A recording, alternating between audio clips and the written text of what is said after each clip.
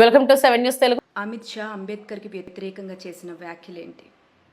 ఈ మధ్య యూట్యూబ్లో చూసినా ఎక్కడ చూసినా చాలామందికి తెలియదు, కానీ గొడవలు అవుతున్నాయి బయట. సో అంబేద్కర్ గారిని కాదని భారతీయ చరిత్రను అసలు మనం ఊహించలేం. ఆడవాళ్ళ ఆత్మగౌరవాన్ని నిలబెట్టిన ఒకే ఒక వ్యక్తి. ఒక మహిళగా అంబేద్కర్ గారిని గౌరవించుకుంటూ ఈ వీడియో చేస్తున్నాను, వీలైతే పూర్తిగా చూడండి.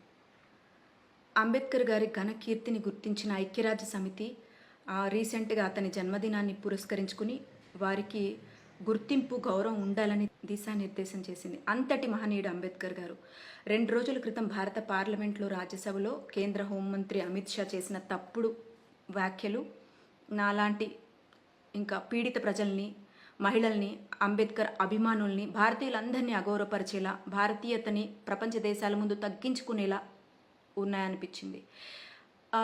అసలు ఇంతకీ ఏమన్నాడంటే, దేశంలో అంబేద్కర్ అనే నామాన్ని పలకడం ఒక ఫ్యాషన్ అయిపోయింది, దానికి బదులుగా దేవుణ్ణి తలుచుకోవచ్చు కదా, 7 జన్మలకి సరిపడా స్వర్గం లభిస్తుందన్నాడు.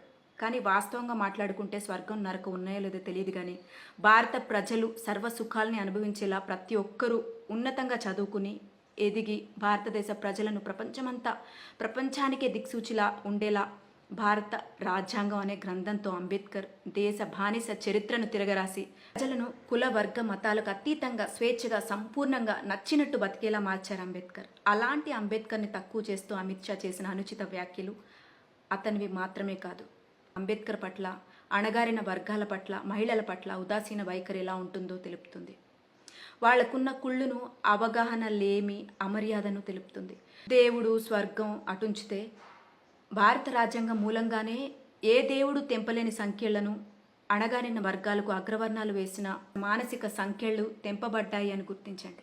పీడిత ప్రజలను విముక్తులను చేసింది అంబేద్కర్. అంబేద్కర్ గారు కల్పించిన రాజ్యాంగ పుణ్యమా అనే బడుగు బలహీన వర్గాల వ్యక్తులు, మహిళలు నేడు నాయకులు అవ్వగలుగుతున్నారు.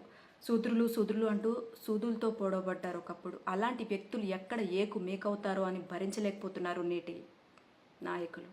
మను చరిత్రని మంటల్లో కలిపి దానికి ధీటుగా భారత రాజ్యాంగాన్ని రాసిన వ్యక్తి అంబేద్కర్ గారు. కాబట్టి దేవుడితో సమానమే మాకు. గత 10 ఏళ్లుగా మోడీ ప్రతినిధిగా అధికారంలో ఉండగా ఎందుకు గ్రామ స్థాయి నుంచి విప్లవాత్మకమైన మార్పులు కేంద్ర ప్రభుత్వం తీసుకురాలేకపోయింది? ప్రపంచంలో అనేక సంస్థలు చెప్పబడిన లెక్కలు పరిశీలిస్తే నేటికి కూడా మానవ అభివృద్ధి భారతదేశంలో ఎంతో వెనుకబడి ఉంది అని చెప్తున్నారు. దీనికి కారకులు ఎవరు? 140 కోట్ల మంది భారతీయుల గుండె చప్పుడు ఒక్క అంబేద్కర్ మాత్రమే అని గ్రహించలేకపోతున్నారు. అలాంటి మహనీయుడిపై పార్లమెంట్ వేదికగా కేంద్ర మంత్రి అమిత్ షా అనుచిత వ్యాఖ్యలు చేయడం అంబేద్కర్ని మాత్రమే కాదు, అందరినీ అవమానించడమే.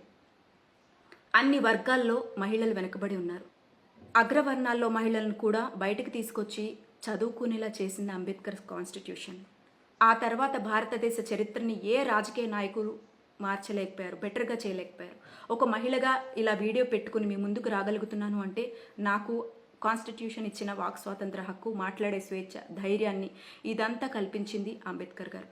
దేశ రాజకీయ పార్టీ నాయకులకు తమ రాజకీయాన్ని కొనసాగించాలని ఏమాత్రం చిత్తశుద్ధి, నిబద్ధత ఉన్నా మీ స్వార్థాల కోసం పుట్టించిన కులాలని, మతాలని, దేవుళ్ళని ఇంటికి మాత్రమే పరిమితం చేయమని ప్రజలకు చెప్పండి. అంతే తప్ప దేవుడు అనే వీక్నెస్ ఉన్న ప్రజల్ని ఆ దేవుడి పేరిట చెప్పుకుని మొత్తం రాజకీయాల వెనకాల పరుగులు పెట్టించడం మానేయండి.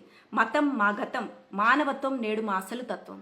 మా నమ్మకాలు మీరు గుర్తు చేయనక్కర్లేదు. మీరు నరకానికి వెళ్లకుండా ఉండాలంటే ప్రజల హితం కోరండి, కొట్టుకునేలా చేయకండి. ప్రజాస్వామ్యంలో ప్రజలే రాజులు. దేవుడు, మంచి చెడు అన్నీ ప్రజాస్వామ్యమే. చట్టం చెప్పిందే న్యాయం. రాజ్యాంగంలో ఉన్నది తూచా తప్పకుండా పాటిస్తే దేశంలో ఎవరూ బాధపడరు. భారత రాజకీయ నాయకులు ఒకవేళ మీకు కుదిరితే భారత ప్రజల్ని తిరోగమనం పాలు చేయకుండా విజయ శిఖరాలు అధిరోహించేలా విద్యావంతులను చేయండి తప్ప అధికారం చేతిలో ఉంది కదా అని ఇష్టం వచ్చినట్టు మాట్లాడితే చెల్లిపోయే బానిస బతుకులు కాదు నేటి ప్రజలది. మిస్టర్ అమిత్ షా గారు మిత్తులో ఉంచకండి. మమ్మల్ని కుదిరితే రియాలిటీకి తీసుకురండి. ప్రజాప్రతినిధిగా ఉన్న ఒక ఉన్నతమైన పొజిషన్లో మీరున్నారు.